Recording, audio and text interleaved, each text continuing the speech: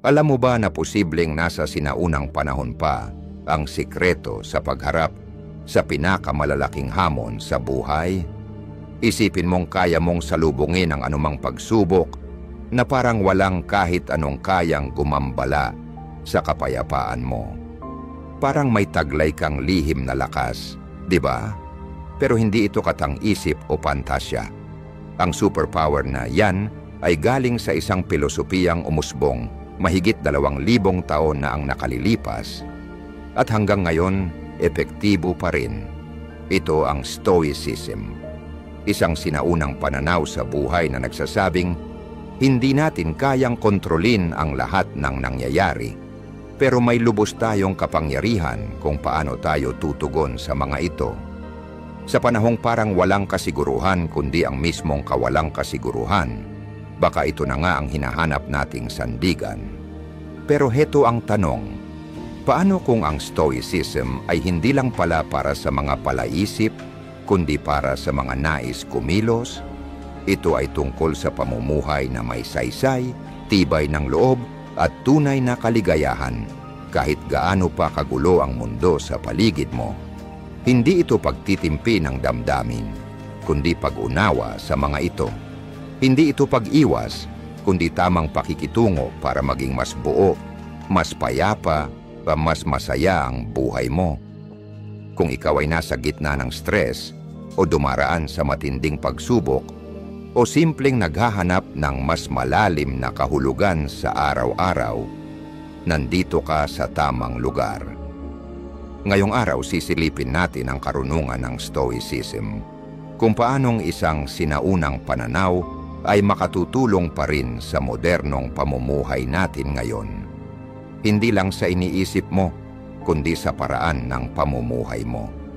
Kung handa ka nang simulan ang pagbabagong ito, huwag kalimutang mag-subscribe, i-share at i-like ang video na ito. Samahan mo ako hanggang dulo, walang skip, dahil bawat saglit ay hakbang patungo sa isang mas matibay at mas makabuluhang ikaw. Nasubukan mo na bang maipit sa EDSA habang tumataas ang inis mo bawat minutong nasasayang?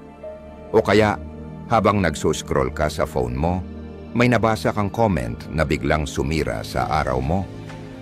Normal lang yan. Sa dami ng maliliit na inis sa araw-araw, minsan parang walang katapusan ang tukso sa pasensya natin. Pero may isa kang matututuhan sa Stoicism na pwedeng baguhin ang pananaw mo sa lahat ng yan. Prinsipyo numero 1. Ituon ang pansin sa mga bagay na kaya mong kontrolin. Matagal ng aral ito, buhat pa noong panahon ng mga sinaunang Griego at Romano. Isang makapangyarihang pananaw na kayang baguhin ang takbo ng iyong pag-iisip. Isang pilosopong Griego ang nagsabing, hindi ang nangyayari sa iyo ang mahalaga, kundi kung paano ka tumugon dito. Isipin mo yon, traffic, masungit na panahon, o masasamang komento, lahat iyan wala sa ating kontrol. Hindi natin sila kayang baguhin, pero may kapangyarihan tayong piliin kung paano tayo tutugon. Maging sa makabagong psikolohiya, kaayon din ang aral na ito. Isang tanyag na psychiatrist ang nagsabi, hindi ako ang mga nangyari sa akin. Ako ay kung ano ang pinili kong maging. Ang diwa ng Stoicism ay ito. Ang tunay na lakas ay nasa sarili nating isipan, sa ating reaksyon, sa ating kilos. Isipin mong nasa gitna ka ng matinding traffic. Late ka na sa meeting. Pwede kang mairita, bumusina, at mainis. Pero may ibang option ka rin. Huminga ng malalim, tanggapin ang sitwasyon, at gamitin ang oras para makinig sa podcast o paboritong kanta. Hindi nawala ang traffic, pero nagbago ang pananaw mo. At dahil dito, nabawasan ang inis at mas gumaan ang araw mo. Ang prinsipyong ito ay hindi lang para sa traffic. Mahalaga rin ito sa pagtupad ng mga pangarap, sa pag-aalaga ng relasyon, at sa pagharap sa mga pagsubok sa buhay. Sabi nga ng isang Romanong emperador, ikaw ay may kapangyarihan sa iyong isip, hindi sa mga pangyayari sa labas. Kapag naunawaan mo ito, doon mo matatagpuan ang tunay na lakas. Kaya kapag gulong-gulo na ang isipan mo, tanungin mo ang sarili mo, ito ba ay kaya kong kontrolin? Kung hindi, bitawan mo. Ituon ang sarili sa kung anong kaya mong gawin. Dahil sa sandaling magbago ang isip mo, magbabago rin ang kalidad ng buhay mo. Hindi ito madali, pero araw-araw na pagsasanay ay susi. Tandaan, hindi ito tungkol sa pagiging perpekto, kundi sa unti-unting pag-unlad. Kapag natutunan nating ituon ang pansin sa kaya nating baguhin, hindi lang tayo basta nabubuhay sa gitna ng problema. Natututo tayong yumabong sa kabila nito. Prinsipyo 2. Yakapin ang mga hamon bilang pagkakataon. Maaring magmukhang hindi ka pani-paniwala, tinuturuan tayo ng ating kultura na ituring ang mga problema bilang hadlang. Ngunit ang mga Stoic tulad ni Marcus Aurelius, Seneca at Epictetus ay hinihikayat tayo na baguhin ang pananaw na ito. Kapag ang buhay ay nagbigay ng pagsubok, huwag magtanong ng bakit ako? Tanungin ang sarili, ano ang maaari kong matutunan? Ang pagbabagong ito sa ating pananaw ang siyang magpapabago ng laro. Si Marcus Aurelius, ang emperador ng Roma at Stoic na pilosopo, ay sumulat sa kanyang mga personal na akda. Ang hadlang sa aksyon ay nagpapausad sa aksyon. Ang nakaharang sa daan ay nagiging daan. Ibig sabihin ito, ang bawat hadlang, gaano man ito kahirap, ay hindi lamang sumusubok sa ating tibay, kundi nagtuturo din sa atin ng mga mahahalagang aral. Ang pagtuklas ng kabutihang dulot ng mga pagsubok at paggamit nito upang mapaunlad ang sarili ay isang mahalagang hakbang. Hindi lamang ito isang sinaunang pilosopiya, kundi isang pananaw na pinapahalagahan din ng mga makabagong palaisip. Sinabi ni Carl Jung, ang sikat na psychologist, ang hindi mo tinatanggap ay siyang patuloy na magpapatuloy. Kapag lumalaban tayo sa mga hamon, binibigyan natin sila ng mas maraming kapangyarihan sa atin, ngunit kapag tinanggap at natutunan natin ang mga ito, malalampasan natin ang mga pagsubok. Ang Stoic na pananaw ay tungkol sa pagbabago ng mga hamon upang maging hakbang patungo sa pagiging mas malakas at mas matalino. Gawin nating praktikal. Sabihing ikaw ay paulit-ulit na nare-reject sa mga aplikasyon sa trabaho. Madali itong magdulot ng kalungkutan at pagdududa sa sarili. Pero paano kung ituring mo ang bawat rejection bilang feedback? Maaring may isang kasanayan kang kailangang pagbutihin o isang bagong estratehiya na dapat subukan. Ang pagbabagong ito sa pananaw ay nagiging pagkakataon ng rejection para sa personal na pag-unlad sa trabaho. Isang halimbawa pa ay ang personal na alitan. Bagamat mahirap at nakaka-stress, ang mga sandaling ito ay pagkakataon upang magpraktis ng pasensya, empatiya, at maayos na komunikasyon. Ang bawat hindi pagkakasunduan ay nagiging oportunidad upang mas maunawaan ang pananaw ng iba at mapabuti ang ating kakayahan sa paglutas ng mga isyu. Ang pinakapuso ng pagyakap sa mga hamon ay nakasalalay sa pagtatanong ng, ano ang maaari kong matutunan mula rito? Sa halip na maging mga biktima ng ating kalagayan, nagiging aktibo tayong mag-aaral at tagapaglutas ng problema. Hindi ibig sabihin ito na magiging madali ang mga pagsubok. Pero ibig sabihin ito ay haharapin natin ang mga ito nang may pananaw na nakatuon sa paglago. Ayon nga kay Epictetus, hindi kung ano ang nangyayari sa iyo ang mahalaga, kundi kung paano ka tumugon dito. Ito ang esensya ng Stoicism, ang makita ang higit pa sa agarang sakit o pagkabigo at matutunan ang mga leksyon at oportunidad na nakatago sa likod nito. Kaya, kapag nahaharap ka sa isang hamon, maliit man o malaki, huminto at baguhin ang pananaw. Tanungin kung ano ang maaari mong matutunan mula rito at kung paano ka nito magiging mas malakas at matalino. Ang mga hadlang ay hindi lamang mga pagsubok. Sila ay mga pagkakataon para sa paglago. Sa pamamagitan ng pagyakap sa Stoic na pananaw, mas magaan at mas matatag nating magagampanan ang mga pagsubok sa buhay. Marami sa atin ang madalas makarinig ng mabuhay sa kasalukuyan. Pero ano nga ba ang ibig sabihin nito at bakit ito mahalaga?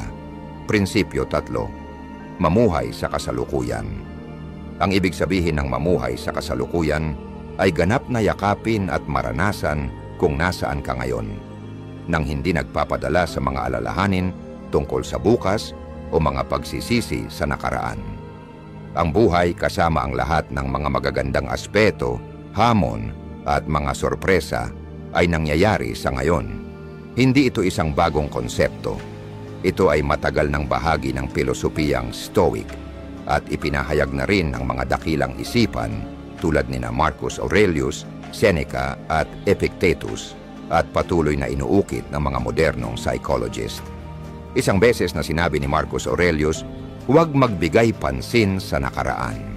Huwag mangarap ng tungkol sa hinaharap. Ituon ang isipan sa kasalukuyan.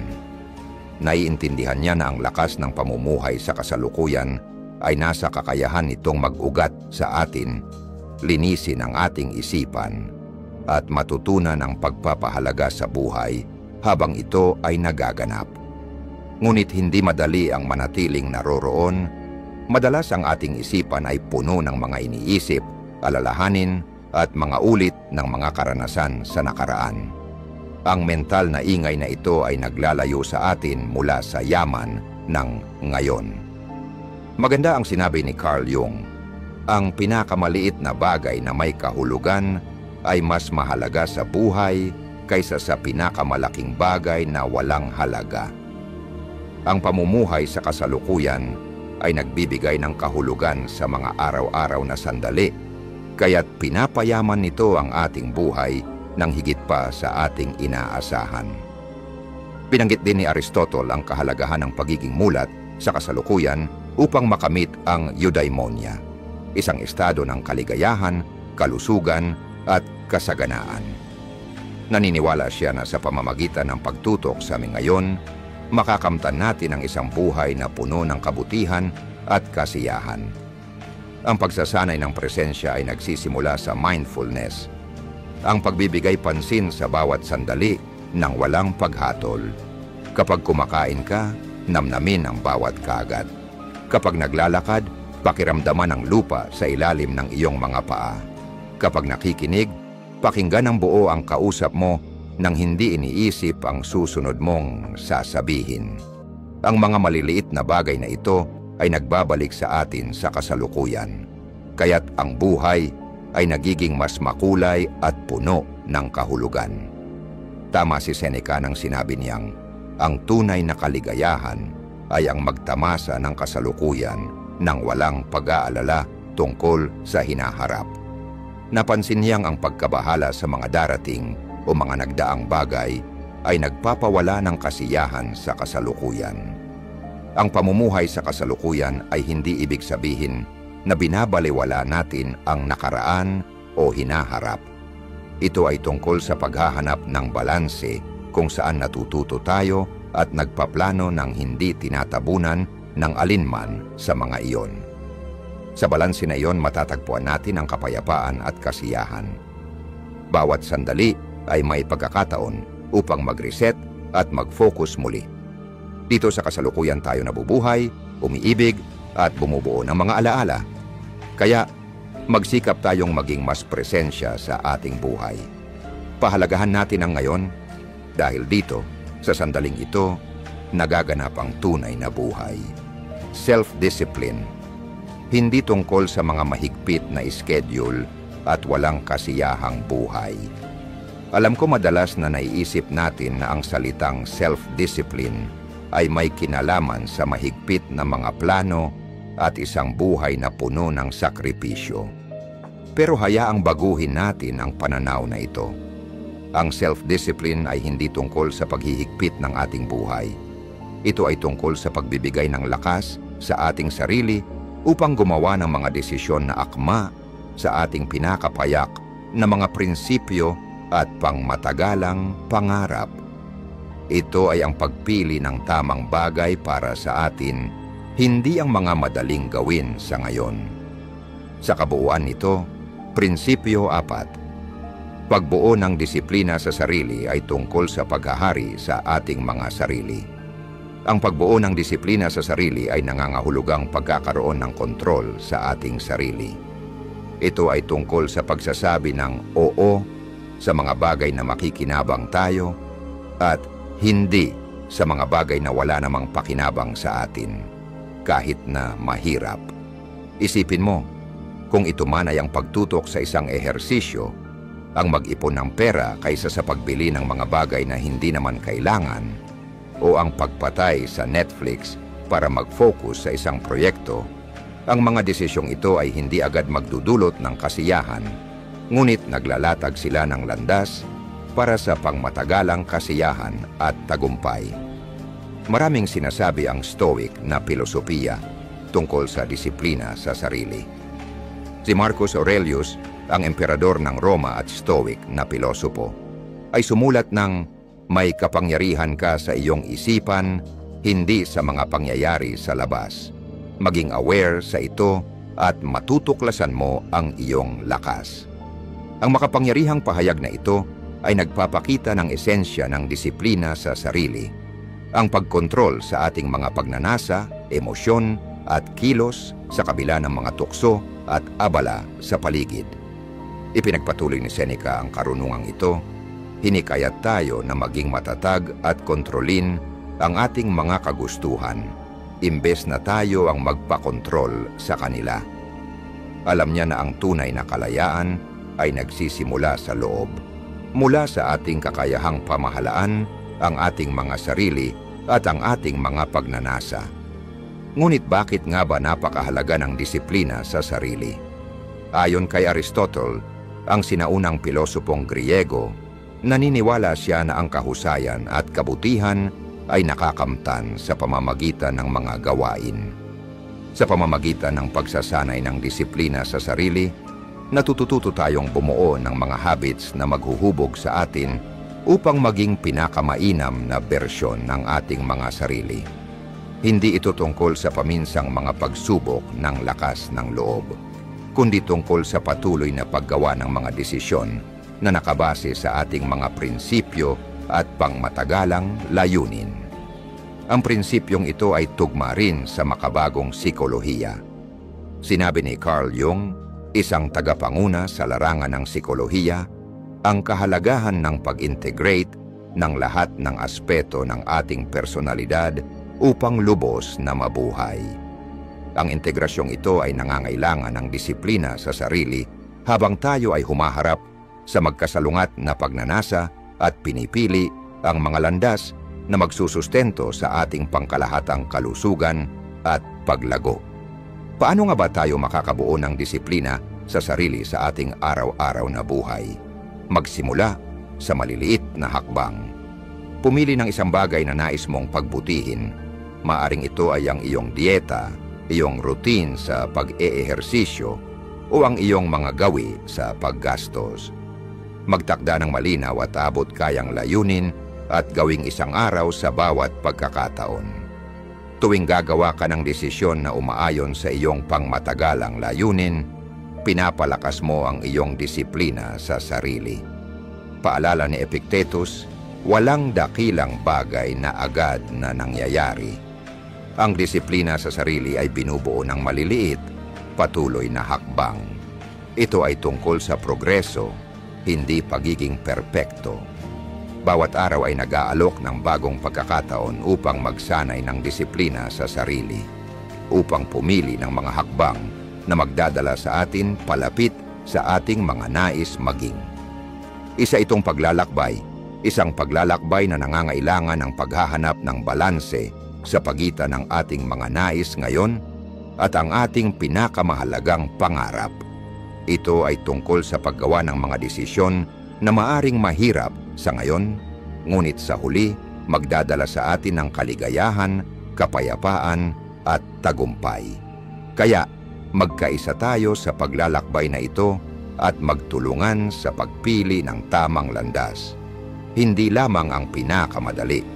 Tandaan, sa larangan ng disiplina sa sarili matatagpuan ang landas patungo sa pag-abot ng ating mga pangarap at pamumuhay ng isang buhay na tunay nating minamahal. Emosyonal na resilience, pagharap sa mga hamon ng buhay. At kapag ang buhay ay nagbigay ng pagsubok, nakakaranas tayo ng magulong emosyon. Ang pakiramdam ng galit, kalungkutan o pagka-frustrate ay natural na bahagi ng pagiging tao. Ngunit narito ang susi. Hindi lang ang emosyon na nararamdaman natin, kundi kung paano natin sila hinaharap. Dito pumapasok ang magic ng emosyonal na resilience. Ang emosyonal na resilience ay parang superpower. Ito ang nagbibigay daan sa atin upang mag-navigate sa mga bagyong dulot ng buhay na may biyaya at lumabas na mas malakas sa kabilang dulo. Ito ay tungkol sa pagtanggap ng ating emosyon, pag-unawa sa mga ito, at paggawa ng mga positibong hakbang upang magpatuloy imbes na magpatalo sa kanila. Maraming sinabi ang mga Stoics tungkol dito. Paalala ni Marcus Aurelius, may kapangyarihan ka sa iyong isipan, hindi sa mga pangyayari sa labas. Maging aware sa ito at matutuklasan mo ang iyong lakas. Ang malalim na insight na ito ay tumatalakay sa pinakapuso ng emosyonal na resilience. Bagamat hindi natin kontrolado ang mga nangyayari sa ating paligid, kontrolado natin kung paano tayo magre-react. Hindi kailangang magdikta ang ating emosyon sa ating mga aksyon. Pumapalo rin si Seneca dito, itinuro niya na ang mga pagsubok sa buhay ay mga pagsubok sa ating karakter at katatagan. Sa pagharap sa ating mga emosyon ng may pag-unawa at pasensya, tayo ay nagiging mas matalino at mas matatag. Paano nga ba natin mapapalago ang emosyonal na resilience? Nagsisimula ito sa self-awareness. Ang pagiging mulat sa ating mga emosyon at reaksyon ay tumutulong sa atin upang mas lalong maunawaan ang ating mga sarili. Okay lang na maramdaman ang ating nararamdaman, ngunit imbes na mag-react agad, maaari nating piliing mag-respond sa paraan na ayon sa ating mga prinsipyo at pangmatagalang kalusugan. Tinukoy ni Aristotle ang golden mean, ang balanse sa pagitan ng labis at kakulangan na mahusay na tumutugma sa emosyonal na resilience. Ito ay tungkol sa paghahanap ng balanseng tugon sa ating mga emosyon. Hindi ang pagpigil sa mga ito, ngunit hindi rin ang pagpapadala sa mga ito. Sinabi ni Carl Jung, isang tagapanguna sa psikolohiya, ang pangangailangan ng pag-integrate ng lahat ng aspeto ng ating kaisipan upang makamtan ang kabuuan. Bahagi ng integrasyong ito ay ang pagharap, pag-unawa, at pagkatuto mula sa ating mga emosyon. Ito ang puso ng resilience. Kaya, kapag ikaw ay nasa gitna ng malalakas na emosyon, magsimula sa pamamagitan ng pagbibigay ng pahintulot sa iyong sarili na maramdaman ito. Kilalanin ang iyong emosyon ng walang paghatol at pagkatapos ay huminto upang maunawaan kung ano ang nagpasimula sa mga ito. Ang pagninilay-nilay na ito ay magbibigay ng mahalagang insight sa iyong mga emosyonal na pattern. Paalala ni Epictetus, hindi kung ano ang nangyayari sa iyo, kundi kung paano ka tumugon dito ang mahalaga.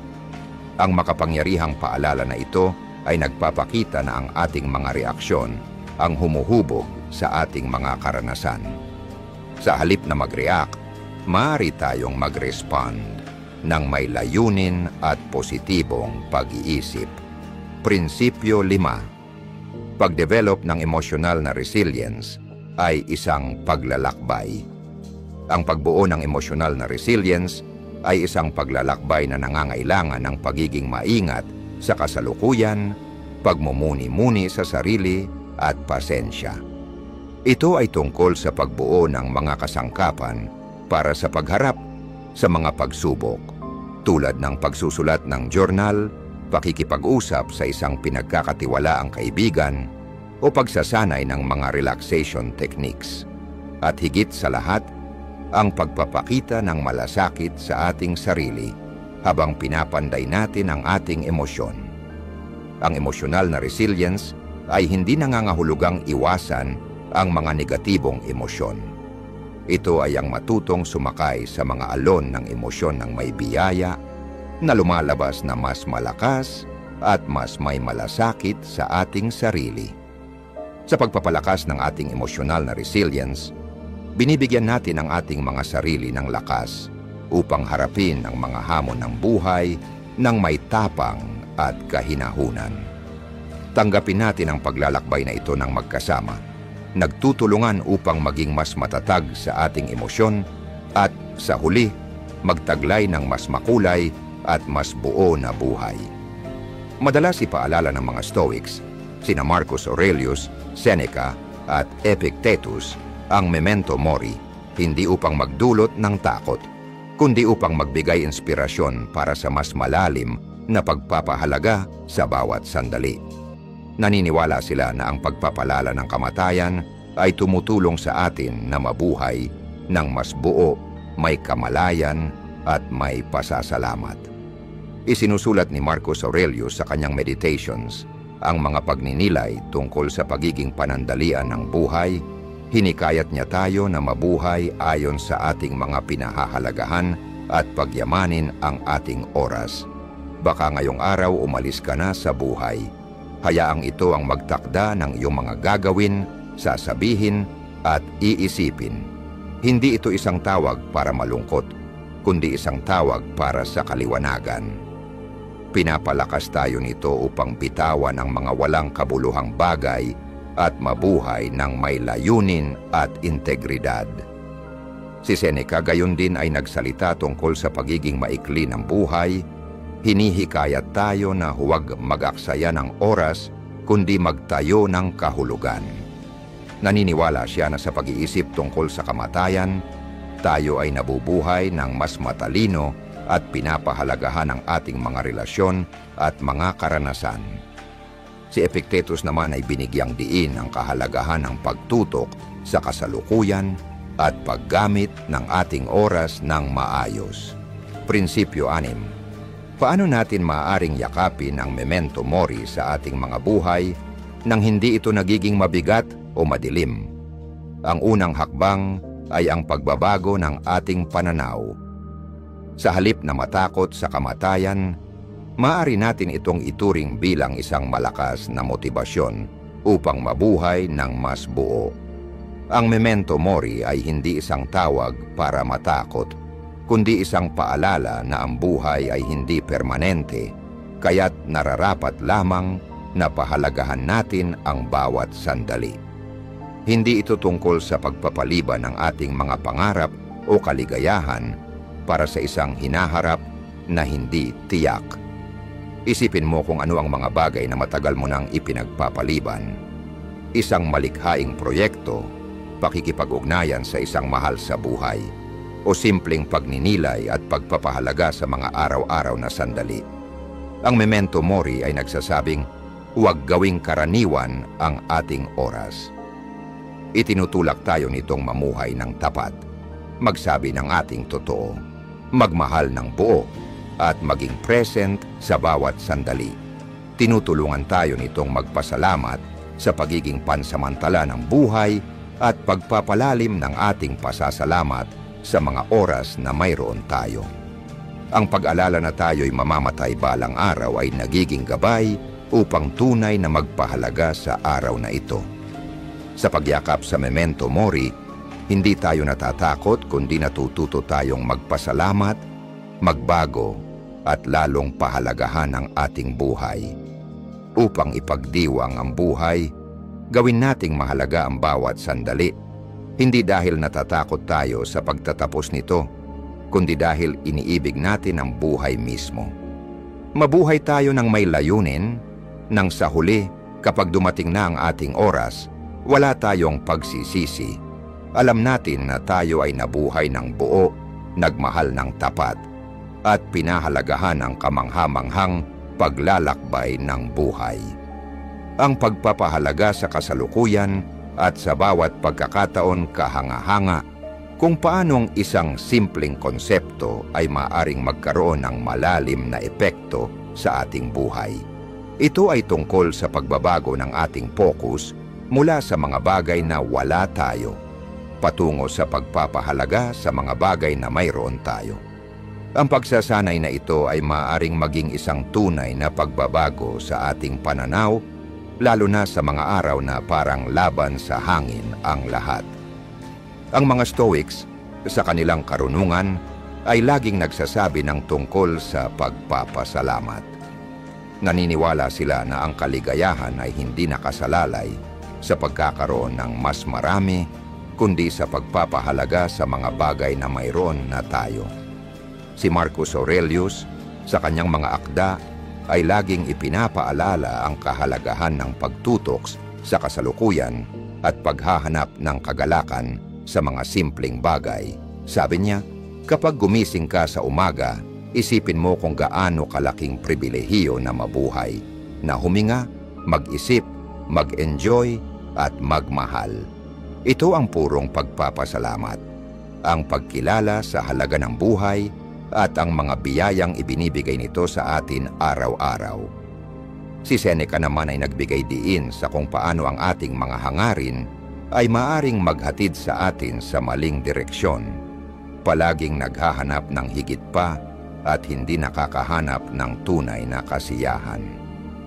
Ipinakita niya na sa pamamagitan ng pagtutok sa mga bagay na mayroon tayo at ang pagkakaroon ng pag-unawa na ang mga pinakamahalagang bagay sa buhay ay nasa ating mga kamay na, makakamtan natin ang tunay na kasiyahan. Si Epictetus, nakilala sa kanyang praktikal na pamamaraan ng Stoicismo, ay nagsabi na dapat nating pahalagahan ang ating kasalukuyang kalagayan. Ano man ito. Naniniwala siya na sa pagtanggap at paghahanap ng kahulugan sa ating sitwasyon ngayon, makakamtan natin ang mas matagumpay at mas kontentong buhay. Paano magpa-practice ng pagpapasalamat sa araw-araw? Paano nga ba natin mapapa-practice ang pagpapasalamat, lalo na kapag may mga pagsubok na dumarating? Nagsisimula ito sa paggawa ng isang araw-araw na ugali. Tuwing umaga o gabi, maglaan ng sandali upang mag-reflect sa 3 bagay na nagpapasalamat ka. Maaring ito ay kasing simple ng mainit na tasa ng kape, isang pag-uusap sa kaibigan, o ang kagandahan ng paglubog ng araw. Ang ganitong gawain ay makakatulong upang baguhin ang ating utak na tumutok sa mga positibong bagay na magpapalakas sa ating mood at pananaw sa buhay. Ang pagpapasalamat ay hindi lang tungkol sa mga magagandang bagay. Kailangan din nating yakapin ang mga hamon at hanapin ang mga aral sa mga ito. Sa halip na tanungin, bakit ito nangyayari sa akin? Maari nating itanong, ano ang matutunan ko dito? Ang ganitong pagbabago sa pananaw ay tumutulong sa atin na pahalagahan ang ating mga karanasan, mabuti man o masama, bilang mahalagang bahagi ng ating paglalakbay. Prinsipyo 7. Ang pagpapractice ng pagpapasalamat ay nakakatulong sa pagpapalakas ng ating mga relasyon.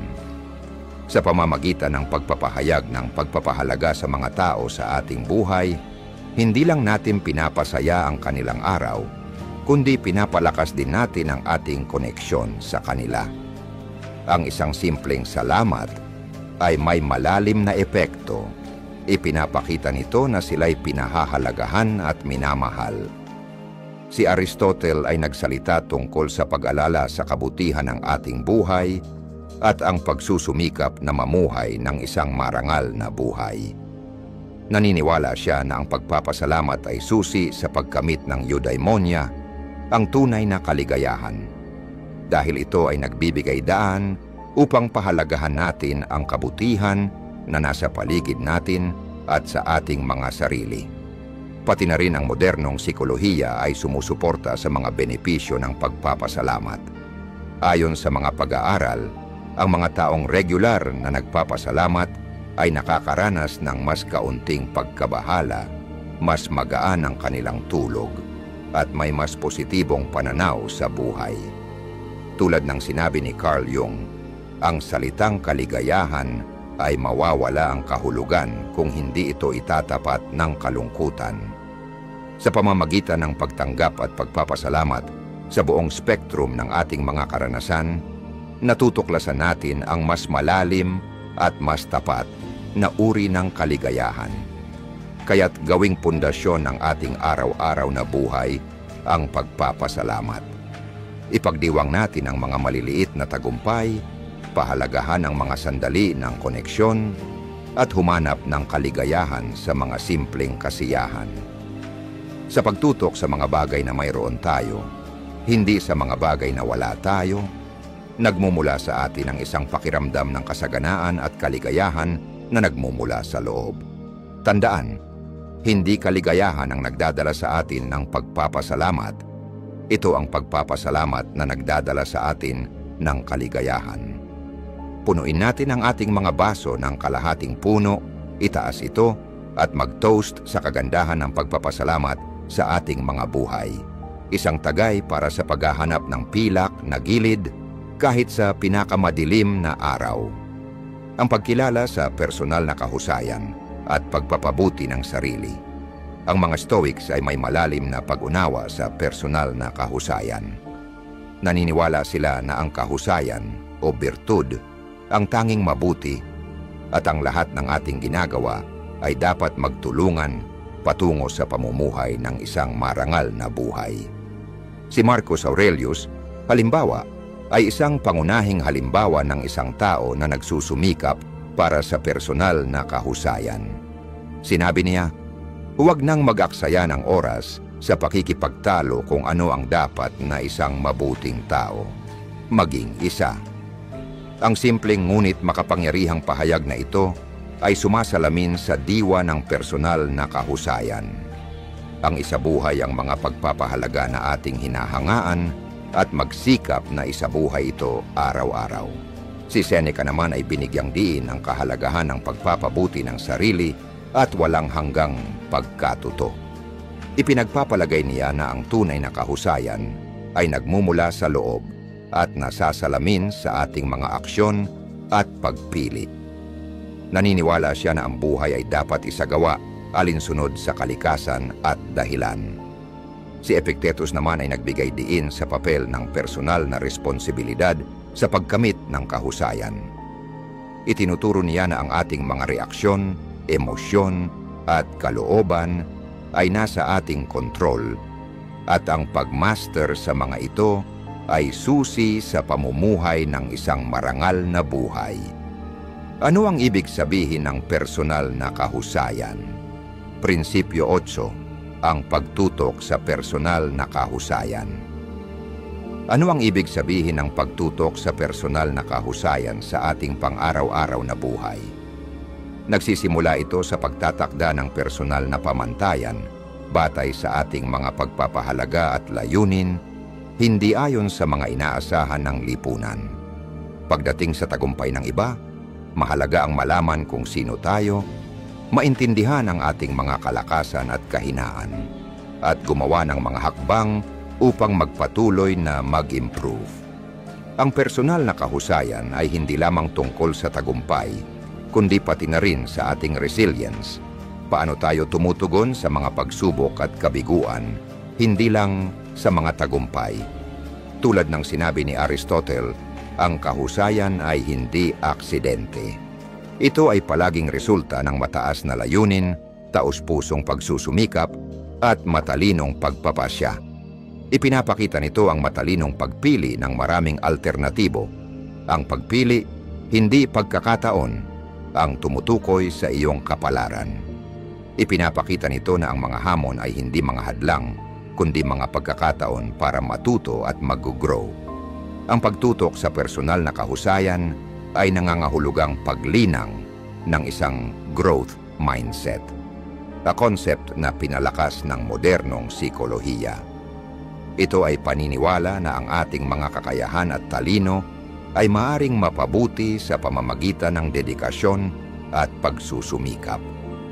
Ang mindset na ito ay nagtutulak sa atin na yakapin ang mga hamon, magpatuloy kahit sa harap ng mga pagkatalo, at makita ang pagsisikap bilang daan patungo sa mastery. Ang personal na kahusayan ay nangangahulugan din ng pamumuhay ng tapat sa ating sarili. Ito ay tungkol sa pagiging tapat sa ating mga pagpapahalaga, kahit na hindi ito madali. Ito ay tungkol sa paggawa ng mga desisyon na tumutugma sa kung sino tayo at kung sino ang nais nating maging, at pagpapahalaga sa ating paglalakbay, kasama na ang mga pagsubok at tagumpay. Ang pagpapraktis ng pagpapasalamat, tulad ng tinalakay natin kanina, ay kaugnay din ng personal na kahusayan. Sa pagpapahalaga sa ating mayroon at kung nasaan tayo sa ating paglalakbay, pinapalakas natin ang ating positibong pananaw na sumusuporta sa ating paglago at kagalingan. Kaya't magsimula tayo ng pagtutok sa personal na kahusayan. Itakda natin ang ating sariling pamantayan, yakapin ang ating natatanging landas, at ipagdiwang ang ating mga progreso.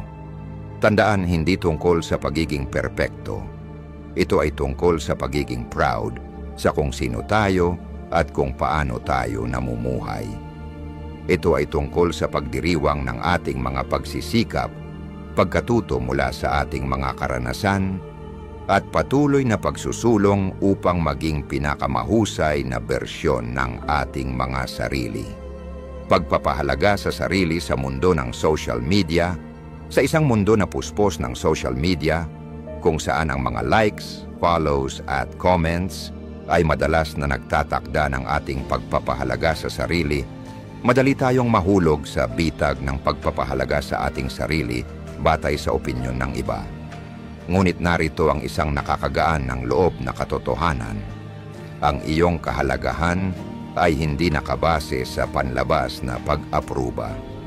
Ito ay tungkol sa pagiging tapat sa iyong sarili, pagyakap sa iyong autentisidad, at pamumuhay ayon sa iyong mga pagpapahalaga.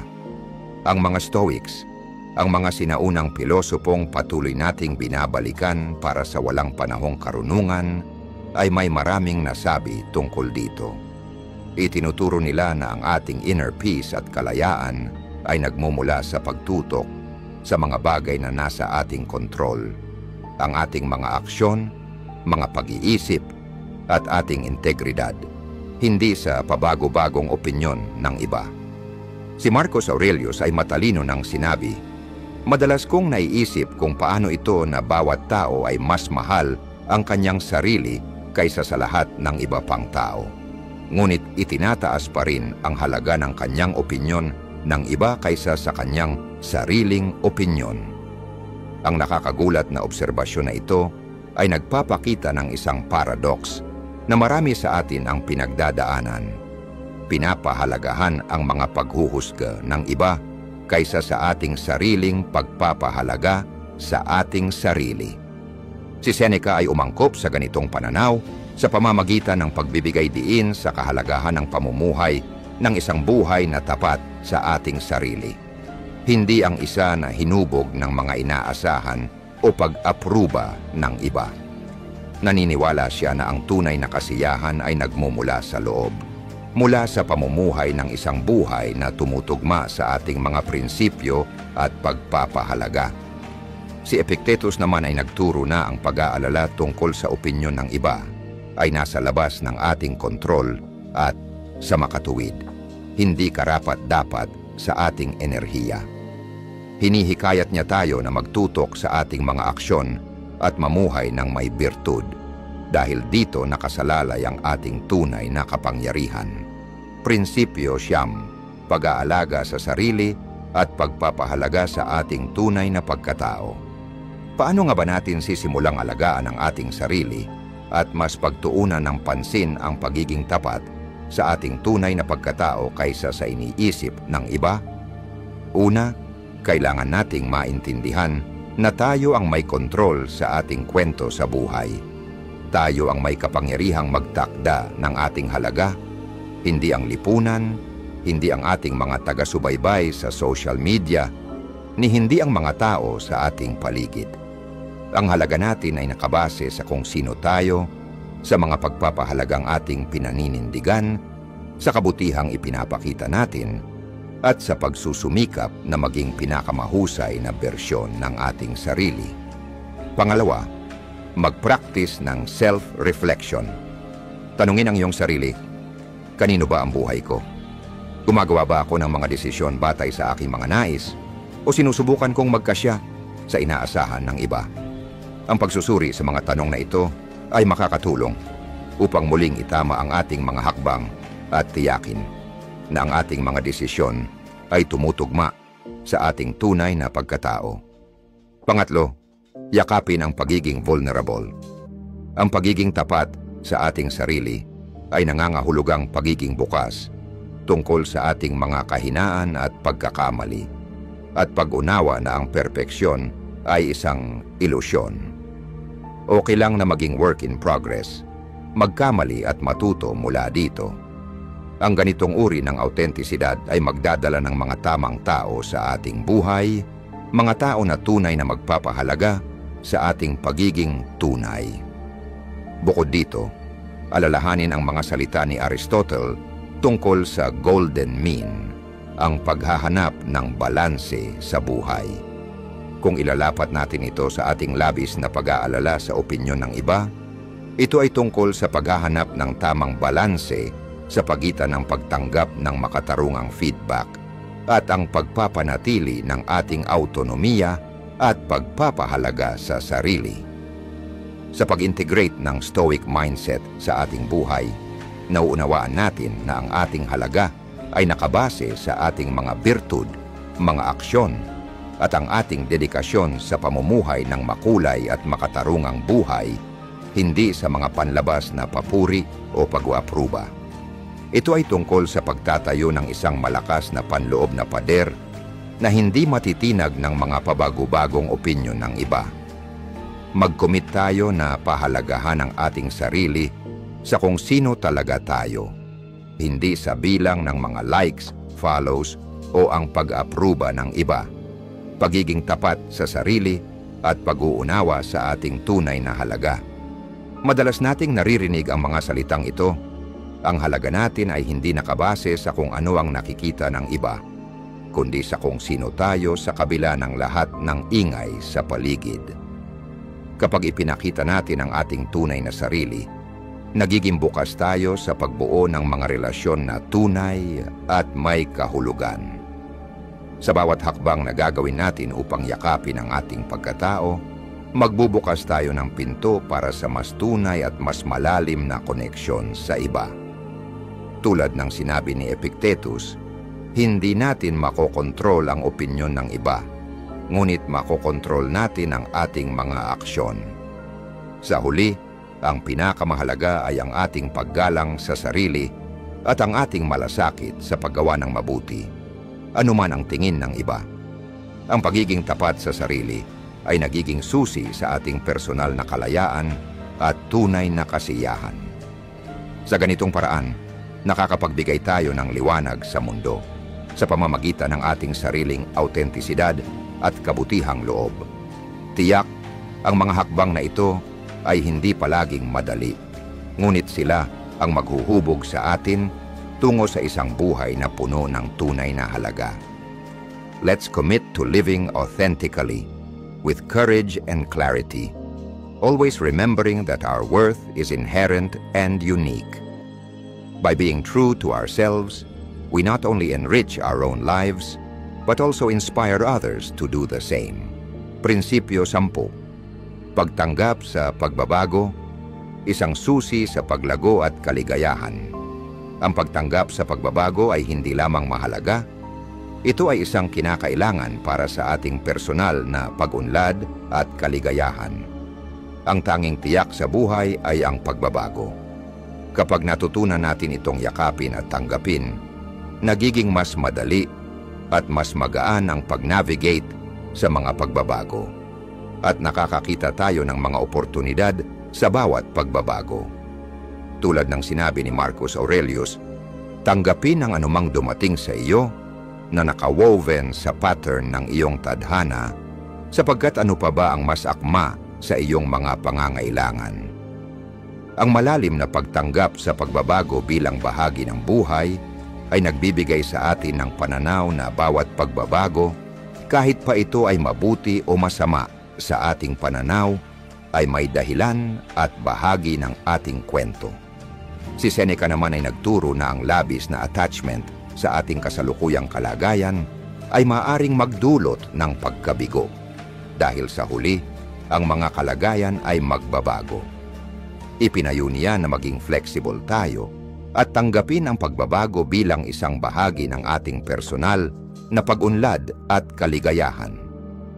Si Epictetus ay nagturo na dapat nating paghiwalayin ang mga bagay na kaya nating kontrolin at ang mga hindi natin kayang kontrolin.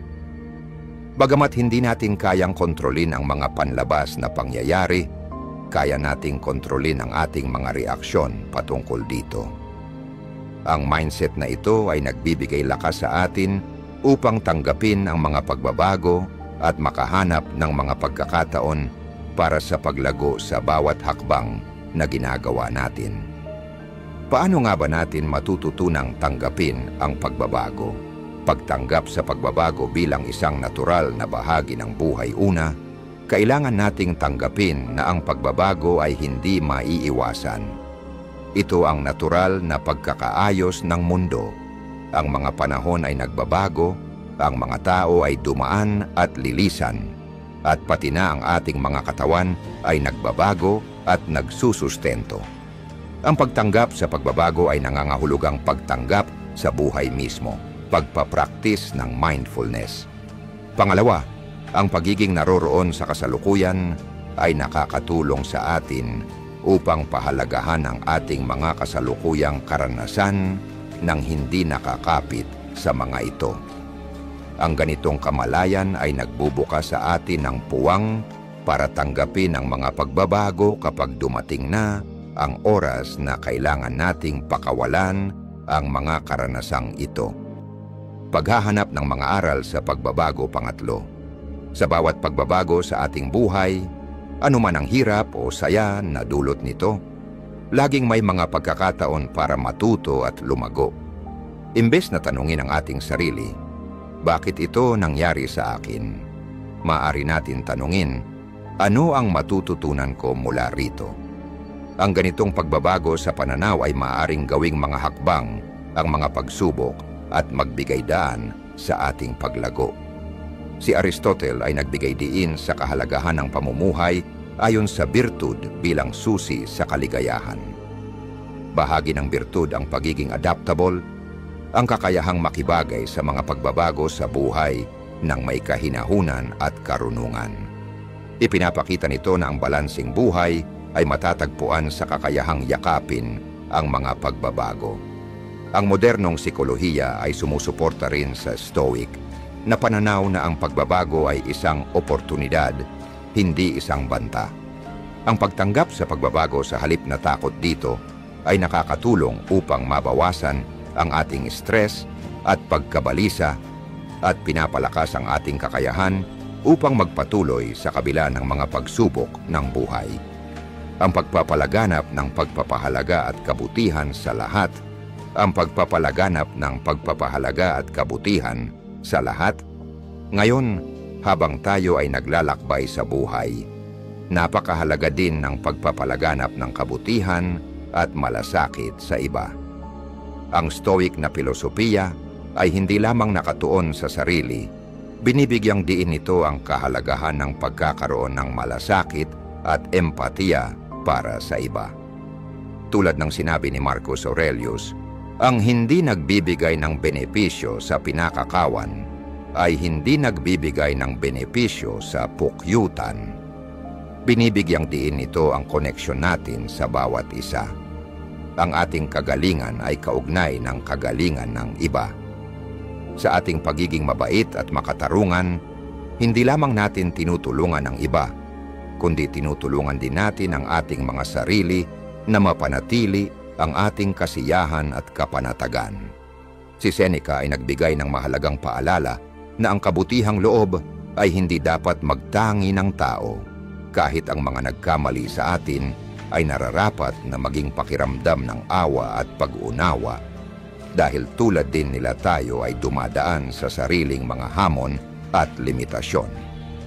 Si Epictetus, bilang isang praktikal na Stoic, ay nagsabi na dapat natin subukang intindihin ang pananaw ng iba. Ang bawat tao ay may sariling dahilan at pinagmulan ng mga aksyon nila, at ang tunay na empatiya ay nakatuon sa pag-unawa sa kanilang mga karanasan at pananaw. Pagbuo ng isang mas malasakit na mundo. Kaya't habang tinatanggap natin ang pagbabago sa ating buhay, naway mapalaganap din natin ang kabutihang loob at empatiya sa ating mga kapwa. Sa pamamagitan ng pag-unawa sa isa't isa at pagtulong sa isa't isa sa mga pagsubok ng buhay, matutulungan natin ang ating mundo na maging isang mas mabuti at mas mahabagin na lugar. Tayo ay magkaisa sa pagharap sa hamon ng buhay, kaya't magkaisa tayo sa pagtulong sa bawat isa sa pamamagitan ng malasakit at kabutihang loob. Prinsipyo 11. Pagpapraktis ng pagpapahalaga at empatiya sa araw-araw na buhay. Paano nga ba natin maisasabuhay ang pagpapahalaga at empatiya sa ating pang-araw-araw na buhay? Una, nagsisimula ito sa pagpapakinig. Ang tunay na pakikinig sa mga kwento, karanasan, at nararamdaman ng mga tao sa ating paligid. Ang pagpapakita ng interes sa kanilang mga buhay, pag-unawa sa kanilang mga pakikibaka, kaligayahan, takot, at mga pag-asa ay isang malalim na aktibidad ng pag-unawa. Sa ganitong paraan, nalilikha ang isang koneksyon na nagpapalalim ng ating ugnayan bilang mga tao. Pangalawa, mga simpleng gawa ng kabutihan, kahit na ito ay maliit, ay maaaring magbigay ng malaking pagbabago sa araw ng isang tao. Isang ngiti, isang magiliw na salita, isang oras ng pakikinig. Lahat ng ito ay may malalim na epekto. Sa pagiging naroroon at nakatutok sa iba, ipinapakita natin na mahalaga sila at ang kanilang mga nararamdaman at karanasan. Ang pagpapraktis ng pagpapahalaga at empatiya ay nangangahulugan din ng pagtulong sa mga oras ng pangangailangan, pagpapakita ng suporta at pag-unawa ng walang paghusga. Mahalaga ito dahil kinikilala natin ang halaga at dignidad ng bawat isa, anuman ang ating mga pagkakaiba. Ang pilosopong si Aristotle ay nagbigay ng mahalagang pananaw hinggil sa kahalagahan ng pagkakaibigan at empatiya. Ayon sa kanya, ang tunay na pagkakaibigan ay hindi lamang tungkol sa pagsasalo ng mga kaligayahan, kundi pati na rin sa pagtulong sa isa't isa sa mga oras ng kalungkutan, sa pamamagitan ng empatiya at pag-unawa. Ang modernong psikolohiya ay sumusuporta sa pananaw ng Stoicism tungkol sa pagpapahalaga at empatiya. Ipinapakita ng mga pag-aaral na ang mga virtues na ito ay hindi lamang nakikinabang ang ating mga relasyon, kundi pati na rin ang ating sariling emosyonal na kalusugan. Sa pamamagitan ng pag-caring sa iba, nakakahanap tayo ng pakiramdam ng belonging, layunin, at kaligayahan sa ating mga sarili. Tinutulungan tayo ng mga gawa ng kabutihan na magkaroon ng makulay na buhay. Bilang isang praktikal na hakbang, dapat nating alalahanin na sa likod ng bawat mukha ay may kwento at sa likod ng bawat aksyon ay may dahilan. Ang pagpapakita ng malasakit at pagkalinga sa bawat isa ay nakakatulong upang gawing mas magaan at mas maganda ang ating mundo. Sa ganitong paraan, hindi lamang natin pinapabuti ang buhay ng iba, kundi natututo rin tayo ng mas malalim na kasiyahan at kagalakan sa ating sarili. Ang mahalaga, pagtigil at pagninilay sa buhay. Mayroon ding halaga ang pagtigil at pagmumuni-muni sa ating mga ginagawa, mga iniisip, at ang landas na tinatahak natin. Isang mahalagang bahagi ng paglago, introspeksyon, at pagtutok sa ating mga pinakapayak na halaga. Sa isang mundong laging nagmamadali, ang ganitong pagmumuni ay nagsisilbing aming angkla, tinitiyak na hindi tayo basta-basta nasusway, kundi patuloy na naglalakbay sa direksyong tapat sa ating mga prinsipyo. Ang mga Stoic ay binigyang diin ang kahalagahan ng pagmumuni.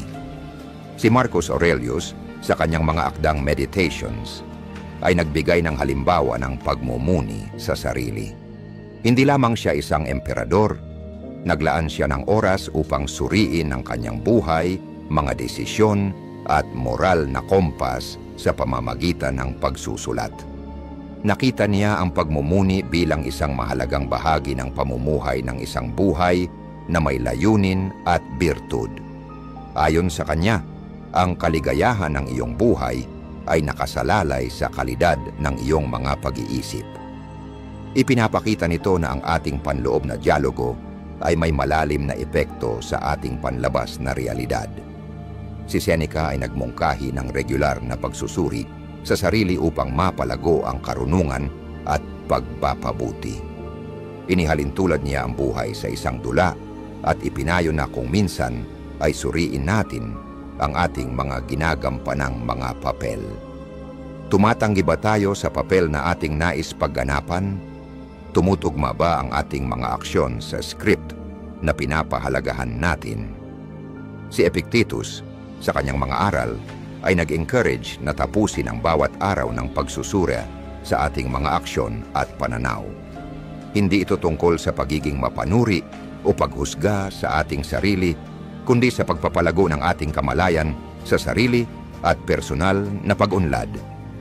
Ayon sa kanya, mahalagang itanong sa ating sarili, ano ang ginawa ko ng tama? Ano ang ginawa ko ng mali? Anong mga tungkulin ang hindi ko nagampanan?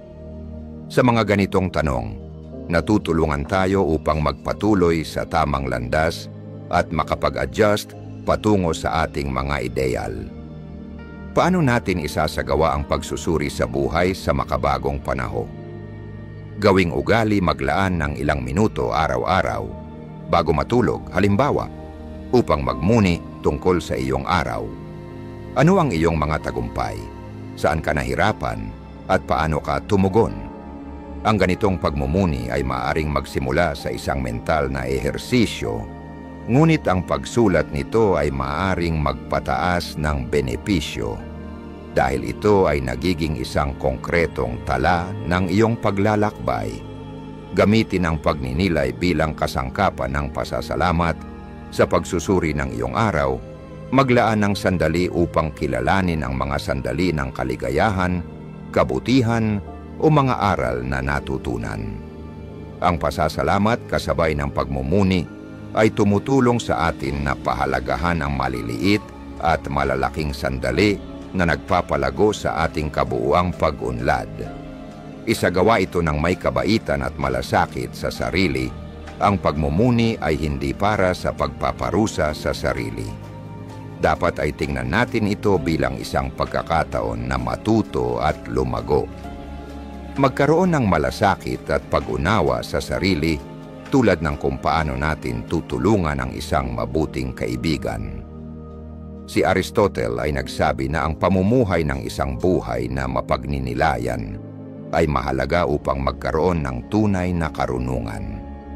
Ayon sa kanya, ang tamang pag-unawa sa ating mga sarili at mga aksyon ay susi sa pamumuhay ng isang buhay ng birtud at kahusayan.